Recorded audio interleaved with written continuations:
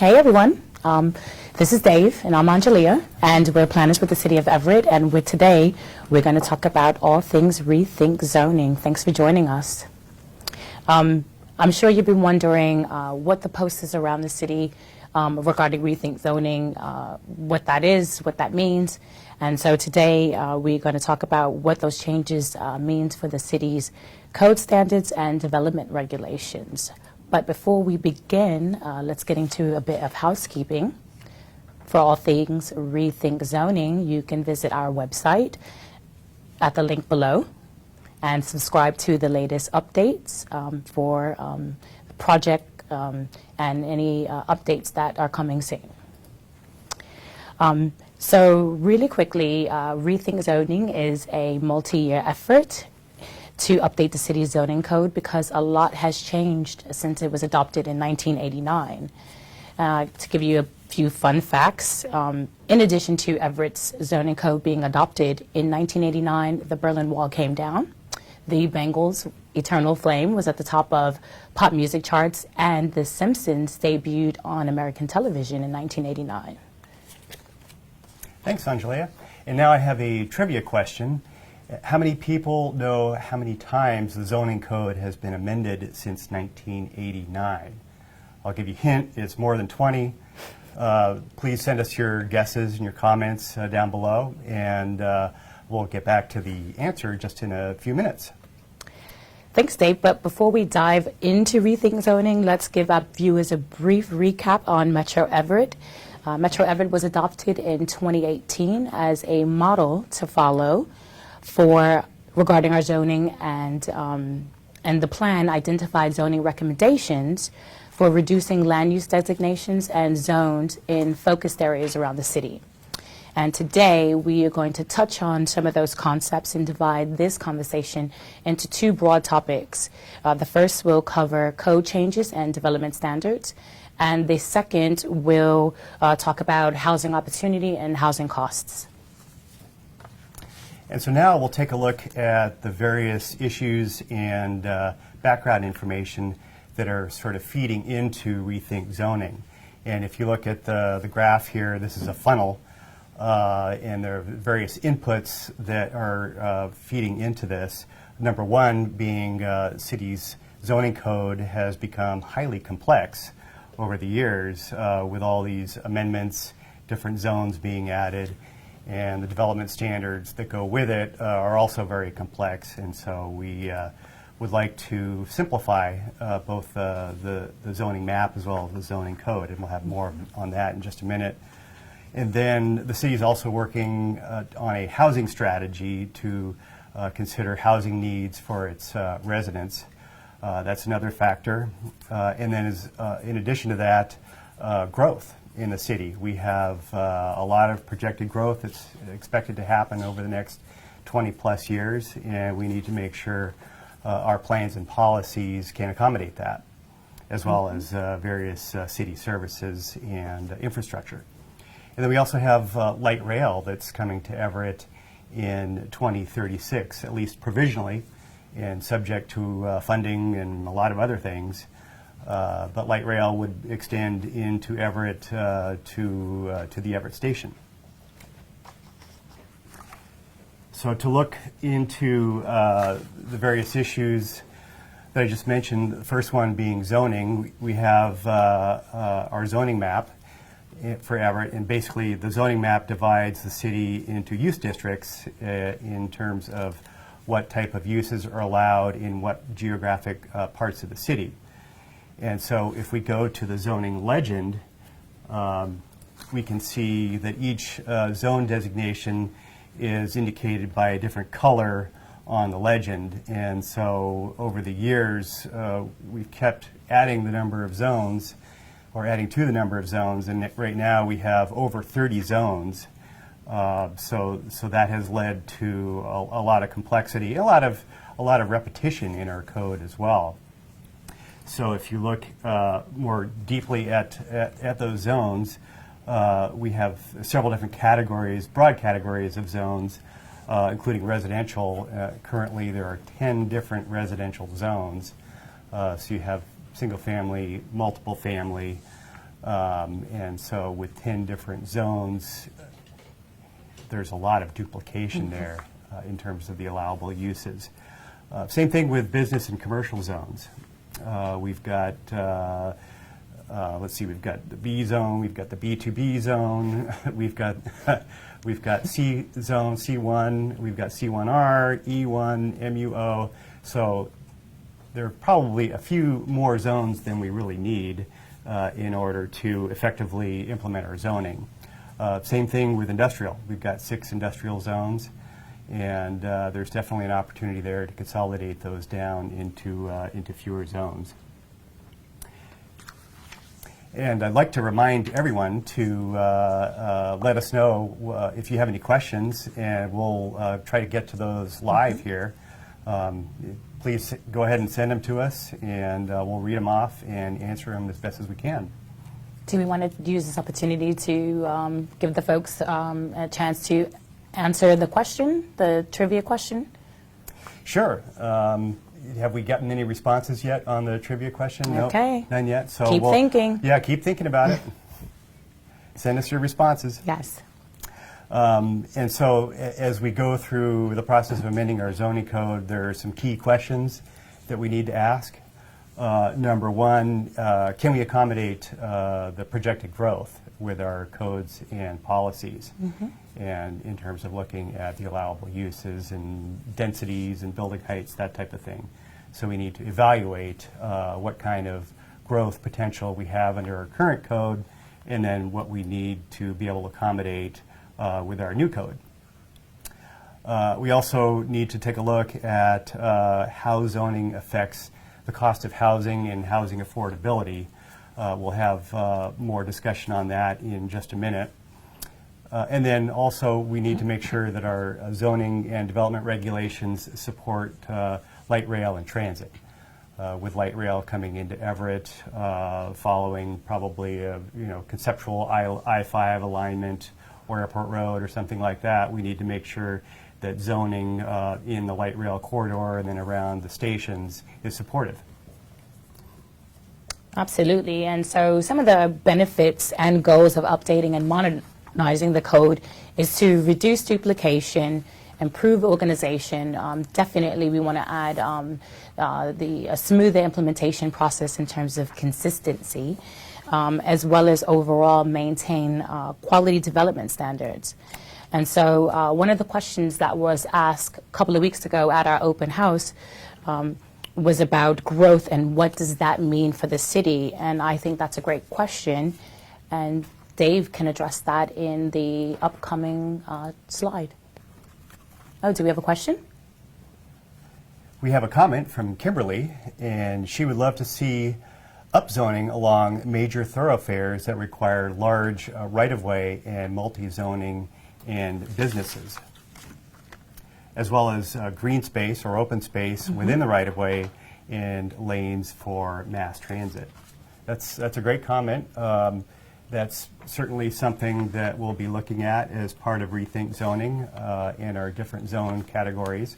We're also looking at various street designations, which will affect the type of development as well as potential improvements within the right-of-way. So thank you for that comment, Kimberly. Yeah, thanks, Kim. So as we move on to the next topic, which is growth, we'll take a look at a couple of items here. First of all, we have this initial blue line, which is our population growth. Where we are right now, today in 2019, is about 110,000 people, plus or minus, within the city limits. And then if you follow our existing growth pattern out to 2043, we would end up with approximately 148,000 people. So that's plus or minus 38,000 people. And then the Puget Sound Regional Council is a regional planning agency which looks at growth throughout the region as well as transportation issues. And they have developed allocations, which is basically a share of growth for the different jurisdictions, cities and counties. And under growth management, the majority of the growth is supposed to go towards cities with less growth in the undeveloped or less developed rural areas. So Everett, being a metropolitan area, is being asked to accept a larger share of the growth than other areas, rural areas as well as smaller cities. And so between Everett's projected growth following current trends and what we're being asked to accommodate by the Puget Sound Regional Council, we have a gap of approximately 38,000 people. And so the city's plans, policies, and development regulations will need to be amended to accommodate that gap of 38,000.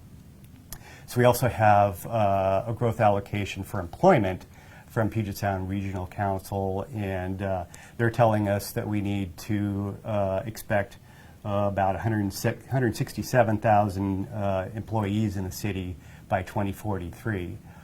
Currently, we're at plus or minus 100,000, so 67,000 sounds like a lot of additional jobs Absolutely. here in Everett. So we'll need to be aware of that as we plan our city services as well as infrastructure and land use.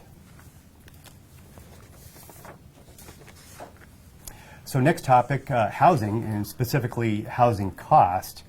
You can see on the chart here the two bars on the left, the red and the blue, show the increase in housing cost from 1990 to 2017.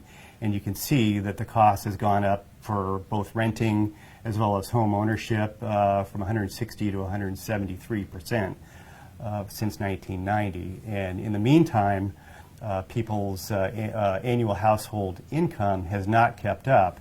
And so if you see the chart on the right here, that's the teal-colored bar. There's been a growth in household income of about 92%. So again, you see a large gap there between housing affordability and people's income, which means that they're struggling to afford housing in Everett.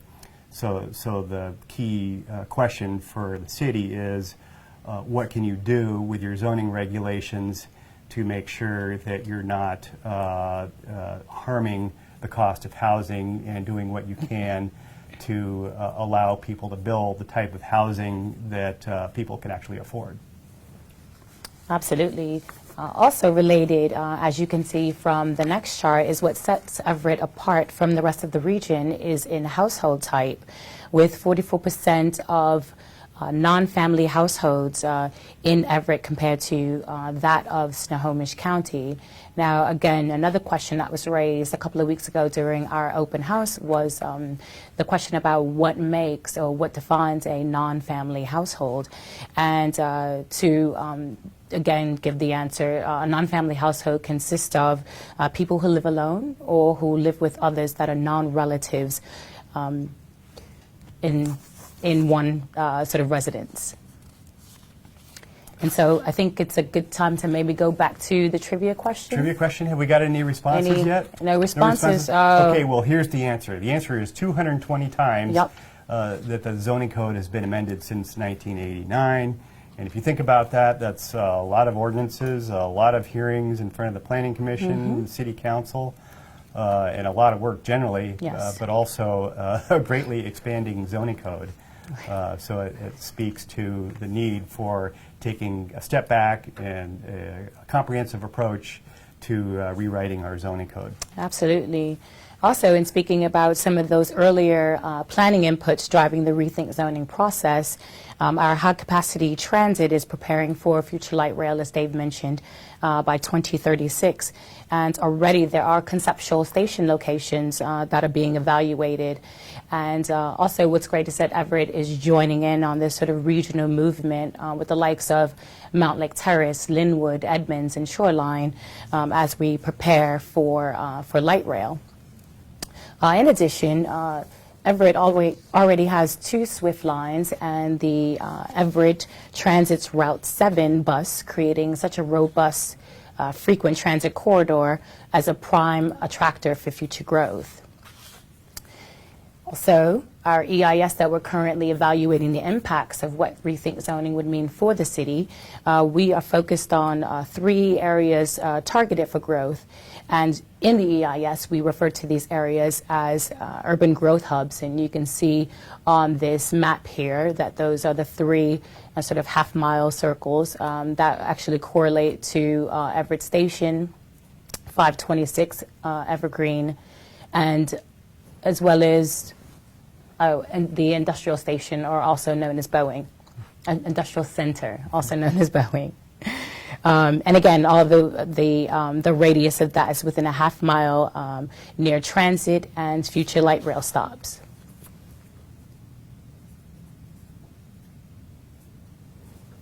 Do we want to take some questions or any? Okay. All right. Okay. All right. Well, community engagement is really a vital part of this process, and we can't do this without you, and we very much value your input. And so there are several ways that you can actually participate in the Rethink Zoning process, and one of those ways is actually by taking out your smartphone or your mobile device. If you're not watching this live stream from that said device, you can hold your cell phone up to the monitor's QR code and gain immediate access to the survey right now. If in fact you are using your smartphone to watch this live stream, access the survey later by visiting the link everettwa.gov/rethink. The survey is actually live until November the 22nd, so you have some time to get us your comments and your survey responses. Also, there is future opportunity for engagement in the likes of open houses, future focus groups, and actually future surveys that are more refined as we get into more code writing as this process unfolds. And we do have another comment, also from Kimberly. And Kimberly would like to ensure that the city includes provisions for co-housing for non-family households and to build community. So that's a good suggestion. That falls into the housing types discussion that we were having earlier. And it's something that we'll take a look at as we go through and evaluate residential uses and residential zoning. Absolutely. Thank you, Kimberly, for Thanks. comment. I also wanted to show just a little bit more trivia. So in 1989, this was our zoning code. So it's just a nice Very little slim. skinny notebook. Very slim, easy to handle, easy to use, easy to find things. And then we go to the present, and this is our zoning code, which I don't know how many pages it is. I haven't counted More than recently, 220, I put. more than 220, yes. So just imagine trying to find, a specific development regulation in that versus in that. Now, as we go through the process of amending our zoning, we're probably not going to end up with something this skinny. That would be kind of too good to be true. but maybe something that's a nice compromise between what we have now and what we had in 1989. Absolutely. Do we have any more comments? Okay. No, that's it. Well, we appreciate you for tuning in today. Please stay tuned for more. Again, more information is on our website, and again, that survey is live until November the 22nd, as well as our EIS, or sort of scoping comment period, will end actually November the 21st. So get us your comments as well. We look forward to hearing from you very soon. Take care. All right. Thank you. Bye.